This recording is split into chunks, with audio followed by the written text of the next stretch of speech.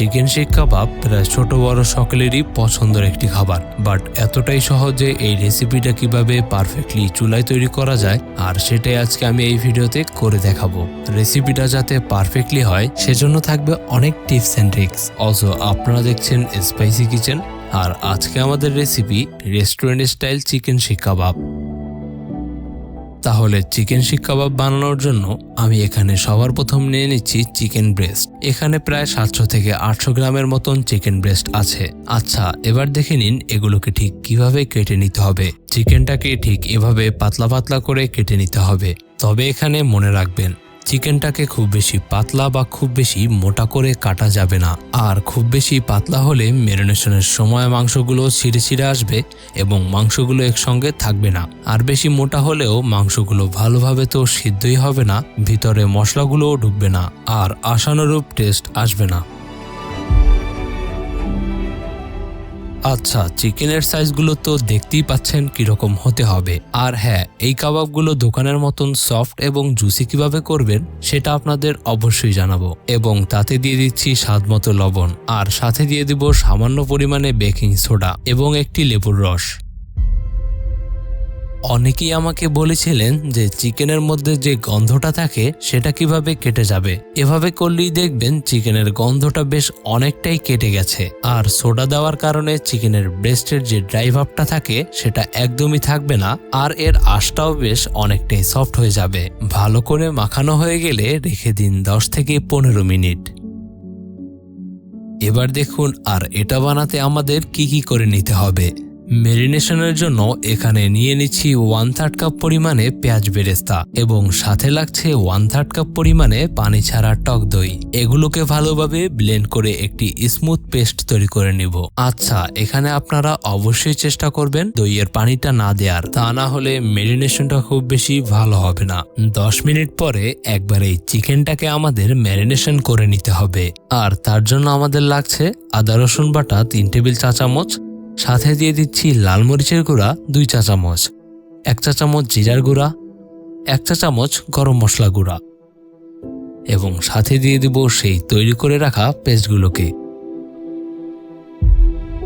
এবার এটাকে ভালো করে মাখিয়ে নিতে হবে। আপনারা দেখতে থাকুন এই রেসিপিটা বানানো বাড়িতে কতটা সহজ। আর এই যে উপকরণগুলো আমি এখানে ব্যবহার করেছি সেগুলো সব সময় ঘরে অ্যাভেলেবেল থাকে, তাই এটা আপনাদের বানিয়ে নিতে কোনো রকম অসুবিধে হবে না। আর ভালোভাবে মাখানো হয়ে গেলে আমাদেরকে রেস্টে রেখে দিতে হবে 2 থেকে 3 ঘন্টার মতন। আপনাদের কাছে কম সময় থেকে থাকলে 20 থেকে 30 মিনিটও রাখতে পারেন, তবে চেষ্টা করবেন 2 ঘন্টার মতন অবশ্যই রাখার।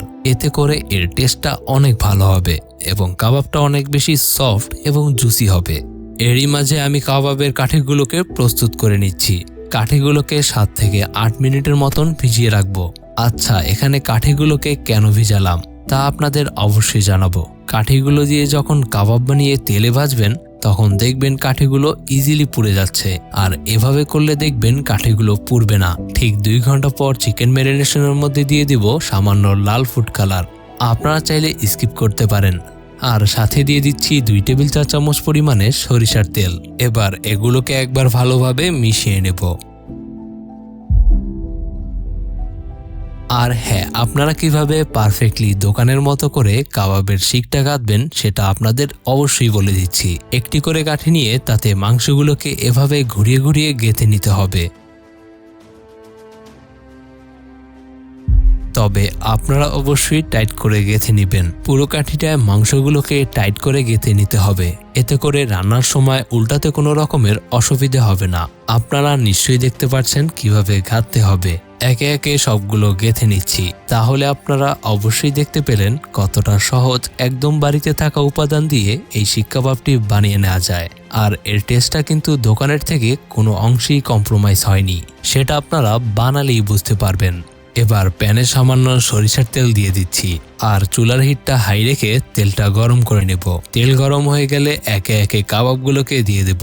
তবে এখানে মনে রাখবেন, বেশি গাদাগাদি করে কাবাবগুলোকে দিবেন না, তাহলে কাবাবগুলোকে ভালোভাবে ভেজে নিতে বেশ অনেকটাই অসুবিধে হবে। এবারের এক সাইড হালকা ভাজা হয়ে গেলে এগুলোকে উল্টে পাল্টে নিতে হবে। এক সাইড একবারে বেশি করে ভাজতে যাবেন না, তাহলে আপনারা যে টেক্সচারটা রেস্টুরেন্টে দেখে থাকেন সেটা এখানে আসবে না। আর চুলার আঁচ কিন্তু অবশ্যই হাই হিটে রেখে কাবাবটি তৈরি করে নিতে হবে।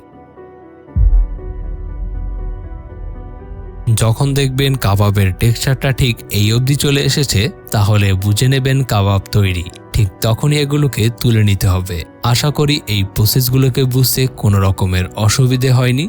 তাহলে আশা করি নিশ্চয়ই দেখতে পেলেন এই রেসিপিটা বানানো কতটা সিম্পল। যারা কোনোদিনও রান্নাও করেননি তারা এটা ইজিলি বাড়িতে বানিয়ে নিতে পারবেন। আর দেখতেই পাচ্ছেন এটা কতটা সফট হয়েছে। আশা করি এই সম্পূর্ণ রেসিপিটা আপনাদের নিশ্চয়ই ভালো লেগেছে। আর ভালো লাগলে প্রতিবারের মতন আমাকে কমেন্ট করে জানাতে ভুলবেন না। অলসো আপনারা দেখছিলেন স্পাইসি কিচেন। তো দেখা হচ্ছে আপনাদের সাথে আরেকটা নতুন রেসিপি নিয়ে নেক্সট এপিসোডে। তো ভালো থাকবেন, সুস্থ থাকবেন। Good bye.